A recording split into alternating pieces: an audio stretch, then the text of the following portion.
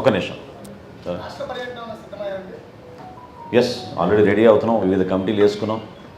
So అన్ని జిల్లాల్లో వీలైనంత వరకు ఎక్కువ నియోజకవర్గాలు కవర్ అయ్యేటట్టు పవన్ కళ్యాణ్ గారి పర్యటన కార్యాచరణ సిద్ధమవుతోంది. మా నాయకులందరూ కూడా దానిపైన చాలా లోతుగా ప్రిపరేషన్స్ అన్నీ కూడా చేస్తూ ఉన్నారు.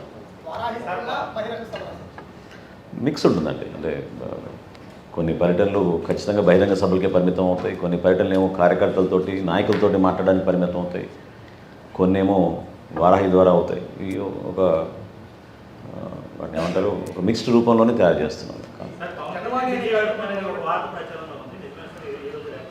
నా దృష్టికి రాలేదండి. జనవాణి అనే కార్యక్రమం మొదలుపెట్టారు కదా సార్, దాని ద్వారా వచ్చిన మీకు అర్జెంట్ ఏం చేశారు? దాని తర్వాత మధ్య కంటిన్యూ చేయకుండా ఎందుకు వదిలేశారు? అంటే దాదాపు 6 ప్రాంతాల్లో చేసామండి జనవాణి కార్యక్రమం. 6 పట్టణాలు సమగ్రంగా 7 నగరాల్లో చేసామండి. 7 నగరాల్లో కూడా మాకు వచ్చిన అర్జీలన్నీ కూడా మేము రాష్ట్ర ప్రభుత్వానికి, అంటే కొన్ని వ్యక్తిగతంగా వచ్చిన అంశాలపైన పవన్ కళ్యాణ్ గారు స్పందించి అప్పటికప్పుడే ఆ కుటుంబాలను ఆదుకున్నారు. ప్రభుత్వం నుంచి రావాల్సిన కొన్ని రిప్రజెంటేషన్స్ అన్నీ కూడా ప్రభుత్వానికి మేము పంపించాం. దానికి మా రిటైర్డ్ ఐఏఎస్ అధికారి వరప్రసాద్ గారు ఫాలోఅప్ చేశారు. ఇప్పటివరకు 2 సార్లు రిమైండర్స్ కూడా గవర్నమెంట్కి పంపించాం. మాకు వచ్చిన సమాచారం కొన్ని రెవెన్యూ ఇష్యూస్ ఇవన్నీ కూడా కొంతవరకు ప్రభుత్వం నుంచి దానికి సమాధానం వచ్చింది. సో ఎవరైతే లబ్ధిదారులు, అర్హత ఉన్న లబ్ధిదారులు వాళ్ళకి అందలేదో అటువంటి అంశాలు ఇంకా పెండింగ్గా ఉన్నాయి, రాలేదు. కానీ ఇవన్నీ ప్రభుత్వంతో ముడిపడి ఉన్నాయి కాబట్టి మేము ప్రభుత్వంలో వచ్చినాక వాటిని ప్రయారిటీగా తీసుకుని చేస్తాం.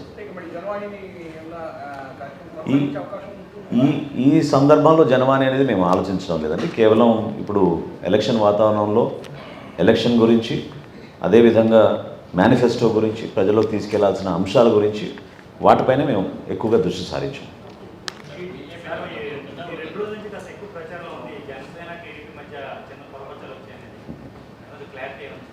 అంటే ఆ విధంగా ఆశించిన వాళ్ళు సహజంగానే చేస్తూనే ఉంటారు ఇటువంటి ప్రచారం. ప్రత్యేకంగా ఈ 2 పార్టీలు కలవకూడదని చాలామంది ఎదురు చూశారు. కానీ ఈ నిర్ణయం ఎప్పుడో రాష్ట్ర ప్రజలు తీసుకున్నారు.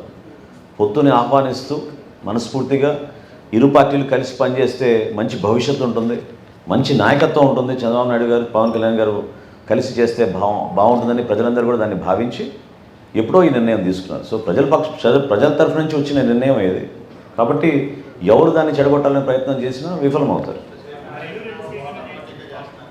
ఏమండి, ఒక్క నిమిషం.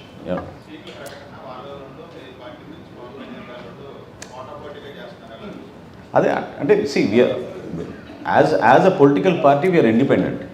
సో ఖచ్చితంగా మా నాయకుల మనోభావాలు, మా కార్యకర్తల మనోభావాలను దృష్టిలో పెట్టుకుని మా పార్టీ అధ్యక్షులు పవన్ కళ్యాణ్ గారు కరెక్ట్గా రియాక్ట్ అవుతారు. సో సహజం అది. ఏమండి,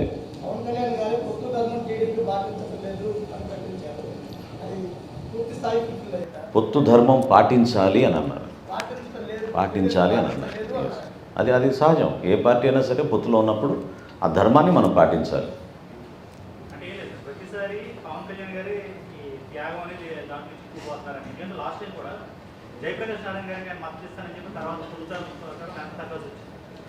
ఇప్పుడు కూడా మండపేట ప్రాంతాల్లో, బస్సుపట్ల లాంటి ప్రాంతాల్లో జనసేన చాలా బలంగా ఉంది.